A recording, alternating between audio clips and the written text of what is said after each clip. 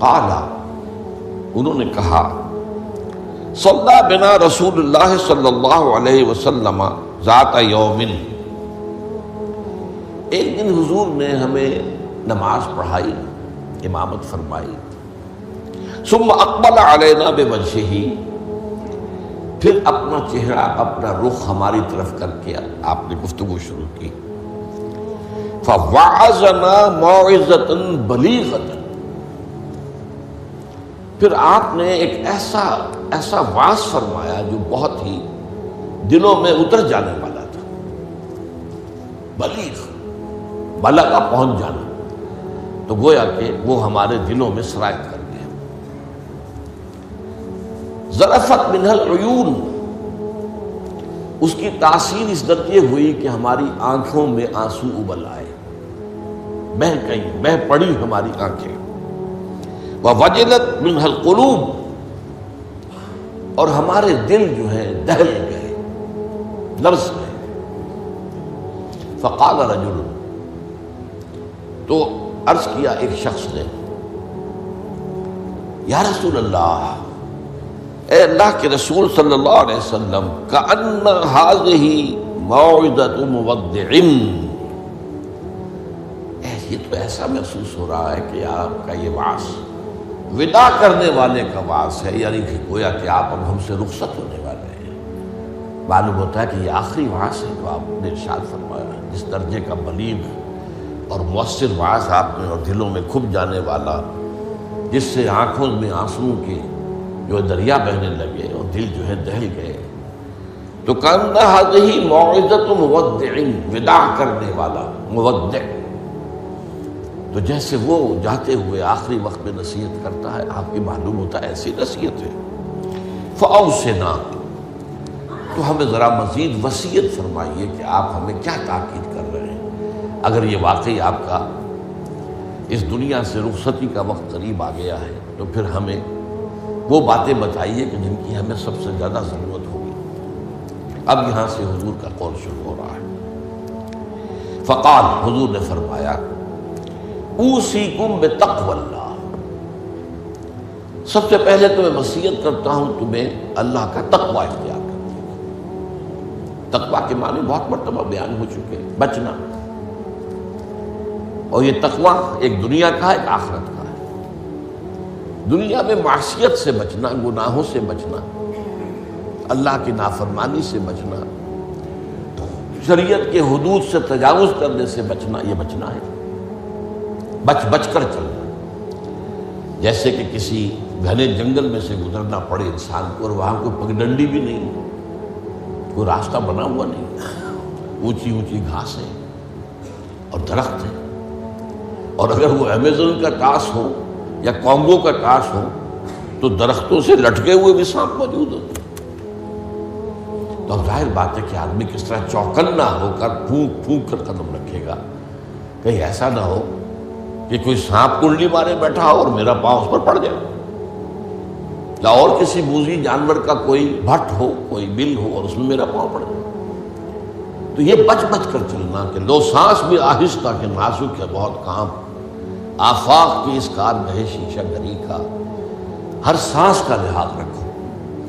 تو سب سے پہلے تو اوصیکم بتقوی اللہ، نمبر 2 والسمع والطاعۃ، ایک نظم جماعت جو ہے، تمہاری اجتماعیت، صاحب باتیں میرے بات خلافت ہوگی۔ ابھی تو تم میری بات مان رہے ہو، میں اللہ کا رسول بھی ہوں، لیکن اب میرے بعد رسول تو نہیں ہوگا، نبی تو نہیں ہوگا، خلیفہ ہوگا، لیکن اس کے لیے بھی سمع و طاعت، اس کا حکم سننا اور ماننا، تاکہ رکھنے نہ پڑے، جماعتی زندگی میں افتراق نہ ہو۔ اس لیے کہ ظاہر بات ہے کہ United you stand, divided you fall. جب ڈویژن ہو جائے، اختلاف ہو جائے، تو پھر ظاہر بات ہے زوال آ جائے گا، اور یہ ہوا ہے۔ حضرت عثمان رضی اللہ تعالیٰ عنہ کی شہادت کے بعد سے وہ ڈویژن ہو گئی، شیعان عثمان، شیعان علی، اور پھر آپ کو معلوم ہے خانہ جنگی ہوئی۔ حضرت علی رضی اللہ تعالیٰ عنہ کا جو پورا عہد خلافت جو ہے وہ خانہ جنگی کی نظر ہو گیا۔ 1 لاکھ کے قریب مسلمان جو ہے ایک دوسرے کی تلواروں اور تیروں اور نیزوں سے ختم ہو گئے۔ تو ظاہر بات ہے کہ پھر زوال تو شروع ہو ہی جانا تھا۔ فرمایا والسمع والطاعۃ وإن كان عبدا حبشيا، خواہ تمہارا خلیفہ تمہارا امام چاہے ایک حبشی غلام ہو، یہ نہ سمجھنا کہ تم برتر ہو، اعلیٰ ہو، وہ ادنا ہے، وہ گھٹیا ہے، نہیں، حبشی غلام بھی ہو تو فإنه من يعش منكم بعدي فسيرى اختلافا كثيرا، اس لیے کہ تم میں سے جو بھی میرے بعد زندہ رہے گا وہ بہت کثرت کے ساتھ اختلاف دیکھے گا کہ مسلمانوں میں اختلاف ہو جائے۔ اختلاف تو حضرت ابوبکر کے زمانے بھی ہوا، بس بات ہو گئی، اختلاف رائے ہو گیا، پھر فیصلہ ہو گیا، پھر سب عمل کر رہے ہیں۔ ایسا تو کبھی ہو ہی نہیں سکتا انسانی معاملات میں کہ اختلاف نہ ہو، لیکن اختلاف میں شدت ہو جائے، میری بات لازماً مانی جائے، یہ وہ چیز ہے ایجاب کل ذی رائے برائے ہی، کہ ہر شخص جو صاحب رائے ہے وہ اپنی رائے پہ اڑ جائے اور اسی کو اچھا سمجھے، تو پھر جماعت کیسے چلے گی؟ جماعت میں تو ظاہر بات ہے کہ کثر و انکسار کرنا پڑتا ہے، اپنی رائے کو پیچھے ڈالنا پڑتا ہے، امیر کی رائے کو ماننا پڑتا ہے۔ تو فرمایا فَإِنَّهُ مَن يَعْشُ مِنكُم بَعْدِي فَسَيَرَىٰ اخْتِلَافًا كَثِيرًا۔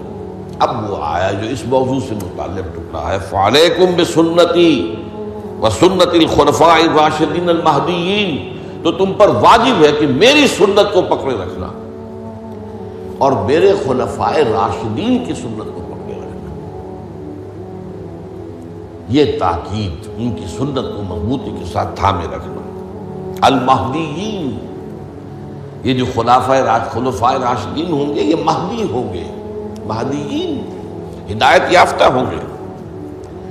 تمسکوہا وعضوہا بالنواجذ، دیکھو میری سنت کو اور میرے خلفائے راشدین کی سنت کو اپنے دانتوں سے پکڑ کر رکھو۔ یہ کچلیوں کے دانت جو ہوتے ہیں کسی شے کو پکڑنے کے لیے، درندوں میں آپ کو معلوم ہے یہ لمبی ہوتی ہیں کچلیاں، یہ چونکہ زندہ گوشت کو پھاڑنا ہوتا ہے، زندہ جانور کو یہ کچلیاں ہی ہوتی ہیں جو ان کو پھاڑتی ہیں، یہ آگے کے دانت کی کام نہیں کر سکتے۔ ہمارے ہاں چونکہ اب انسان جو ہے کچا گوشت نہیں کھاتا تو کچلیوں کی اتنی ضرورت نہیں ہے، تو چھوٹی رہ گئی ہے، نشان تو ہے۔ تو فرمایا عضوا علیہا بالنواجذ، اپنی کچلیوں سے، دانتوں سے اسے پکڑ لو۔ وَإِيَّاكُمْ وَالْمُحْدَثَاتِ الْأُمُورِ، اور دیکھو ہرگز نئے پیدا ہونے والے معاملات کی پیروی نہ کرنا، یہ بدعت ہے۔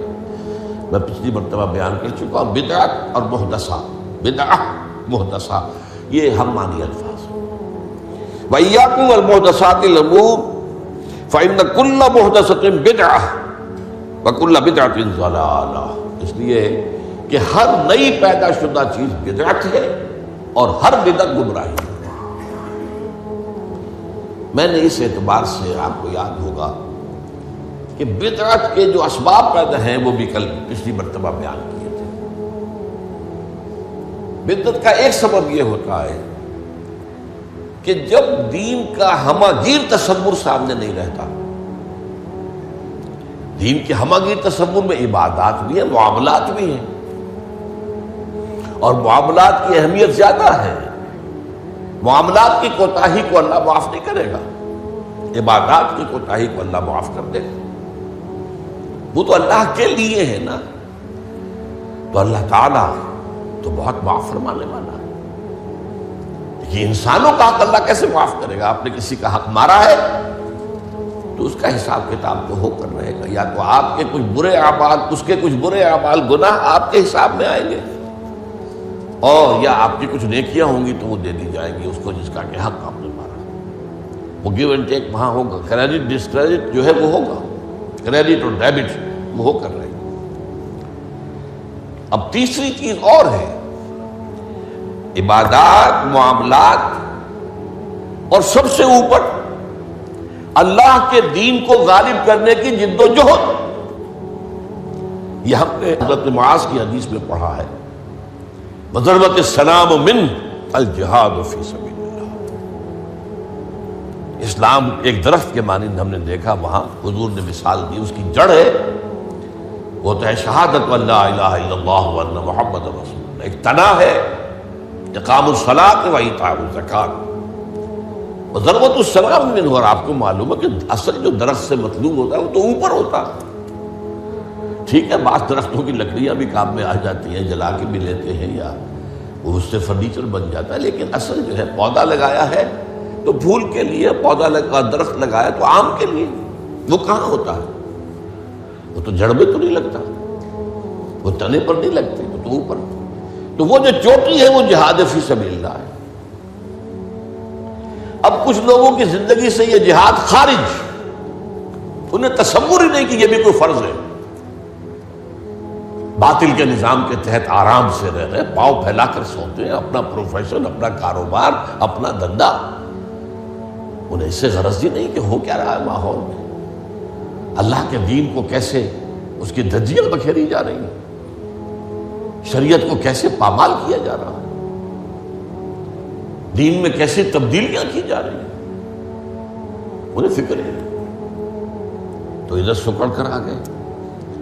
اور کچھ لوگ ہوئے جو معاملات کو بھی چھوڑ بیٹھے، کاروبار میں تو سود کیا کرے، لینا ہی ہے، دینا ہی ہے، بینک سے روپیہ لیے بغیر کاروبار کیسے بڑھائیں، کارخانہ تو لگانا ہی ہے، تو بینک سے تو قرض لینا ہی ہے، چھوٹے مکان میں کیسے رہوں، بڑی حویلی تو بنانی ہی ہے، وہاں سے جو ہے بینک سے قرضہ لینا ہی ہے، یا اسی طریقے سے اور کا معاملات کے اندر جو ہے وعدہ خلافی ہو رہی ہے، جھوٹ ہے وغیرہ وغیرہ، دھوکہ ہے۔ اب وہ دین سکڑا، ایک حصہ اقامت دین کی جد و جہد خارج از بحث، معاملات اس کے اندر بھی کمی، تو اب سارا جو گاڑھا پن ہے وہ عبادات میں آ گیا۔ میں نے مثال دی تھی آپ کو کہ ایک تشلا ہوتا ہے نا، اس میں پانی بھرا ہوا ہے، 1 انچ اونچا ہے، 2 انچ اونچا ہے، اسی کو آپ کسی جار میں ڈال دیجئے وہ 1 فٹ اونچا ہو جائے گا۔ تو جب آپ نے یہ بیس اس کا تنگ کر دیا، نہ اقامت دین کی جد و جہد رہی اور نہ معاملات کی پیروی رہی، تو سارا زور اب عبادات، ہر سال عمرہ فرما رہے ہیں، کمائی حرام کی ہے۔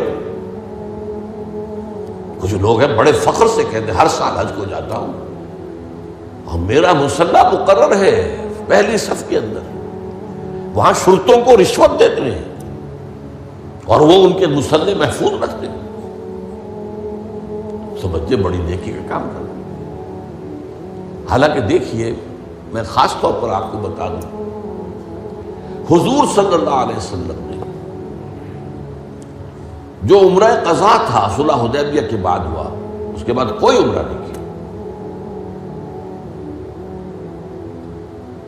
سن 8 ہجری میں مکہ فتح ہو گیا، اس کے بعد تو آپ بادشاہ تھے، اب کون روکنے والا تھا؟ کوئی عمرہ نہیں کیا۔ وہ ساری جد و جہد دین کو غالب کرنے کے لیے ہو رہی ہے، آپ کا سارا وقت اس میں لگا ہوا ہے۔ پھر حج نہیں کیا،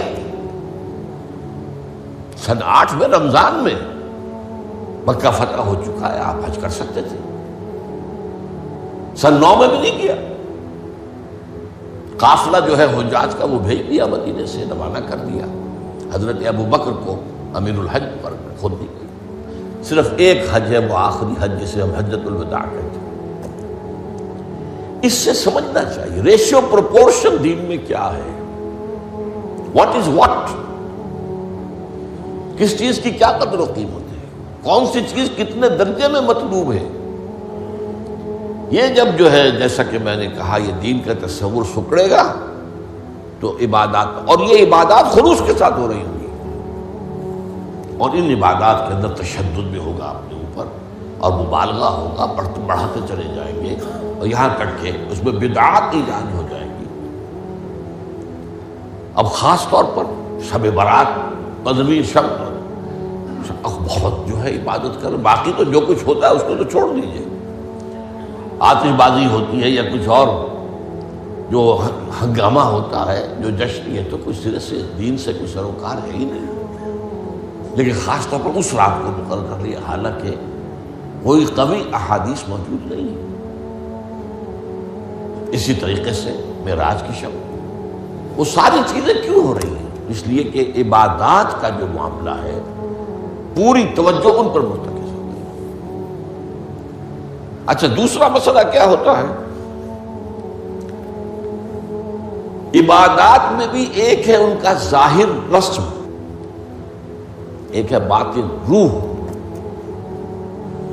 ایک نماز کا ظاہر ہے، فقہی طور پر آپ نے بالکل صحیح نماز پڑھ لی، صحیح وضو کیا، پھر اس کے بعد آپ نے تکبیر تحریمہ کہی، ہاتھ اٹھائے، باندھ لیے، سنا پڑھی، فاتحہ پڑھی، کچھ اور قرآن کا حصہ پڑھا، پھر رکوع میں گئے، تسبیحات کی، پھر کھڑے ہو گئے، پھر سجدے میں گئے، پھر بیٹھے، پھر سجدے میں گئے، پھر اٹھ کھڑے ہوئے۔ یہ جو رسم نماز ہے، اس کی ظاہری شکل، رسم کہتے ہیں ظاہری شکل رہ گئی، رسم ازاں روح بلالی نہ رہی، فلسفہ رہ گیا، تلقین غزالی نہ رہی۔ اب اگر اسی پر توجہ مرتکز ہو جائے گی تو روح دین کی طرف سے توجہ ہٹ جائے گی۔ اس ظاہر کے بارے میں تو بڑی نیند میں ہوگی، چھوٹی چھوٹی باتوں کے اوپر اختلاف ہو جائے گا، من دیگرم تو دیگری، یہ کیا کیا تو نے؟ آمین زور سے کہہ دیا، یہ ہماری مسجد میں آیا کیسے تو؟ آئندہ جرات نہ کرنا، ٹانگیں توڑ دیں گے۔ یہ کیا رفع یدین کر رہے ہیں؟ چھوٹی چھوٹی چیزیں، بڑی چیزیں سب ہضم، لکڑ ہضم، پتھر ہضم، سود ہضم، جھوٹے کاروبار سے آنے والی آمدنی ہضم، یہ اختلافات ہضم نہیں ہوتے۔ اس میں پھر رسومات کا اضافہ ہوگا، رسومات پر رسومات، رسومات پر رسومات۔ اب اسی کی ایک مثال ہے، شادی بیاہ کے لیے رسمیں کتنی ہو گئی۔ ہم نے تحریک شروع کی، اللہ کا شکر ہے، کچھ چرچا ہے۔ بھائی نکاح مسجد میں کرو، لڑکی والوں کے ہاں کوئی دعوت اطعام اس کا ثبوت نہیں ہے۔ دعوت اطعام ایک ہے اور وہ دعوت ولیمہ ہے لڑکے کی طرف سے، اس کا گھر آباد ہوا ہے، وہ اپنی خوشی منائے، سیلیبریٹ کرے اپنے دوستوں، یہ ثابت ہے، اس کی تاکید ہے۔ باب الولیمہ حدیث کی کتابوں کے اندر پورا باب ہے، باقی اور کوئی نہیں۔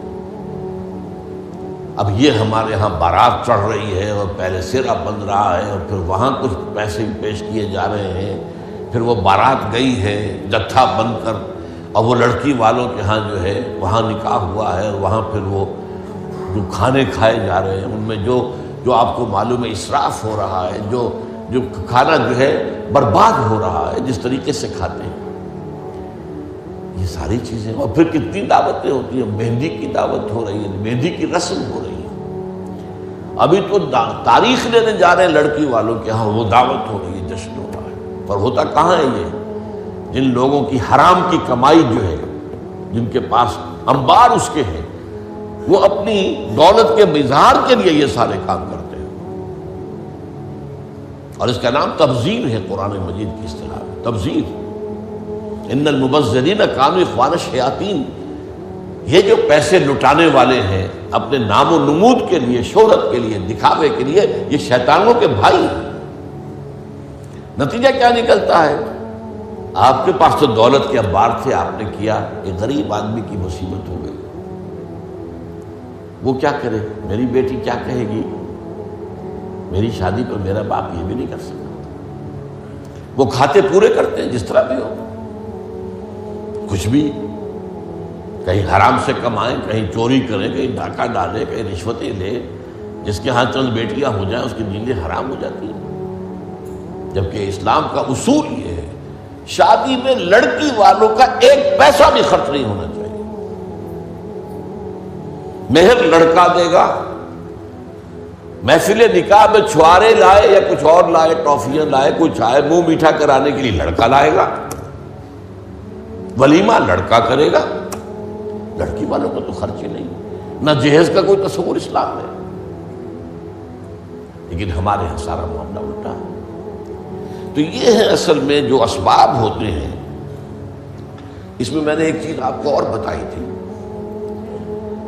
جہاں کوئی بدعت آئے گی وہاں سے کوئی سنت غائب ہو جائے گی۔ حدیث سنانے سے رہ گئی تھی، ما احدث، ستا اٹھ کے کوئی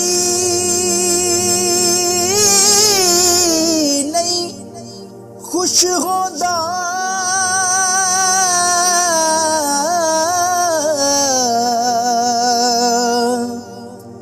بڑے ستے جگا کے میں ویکھیا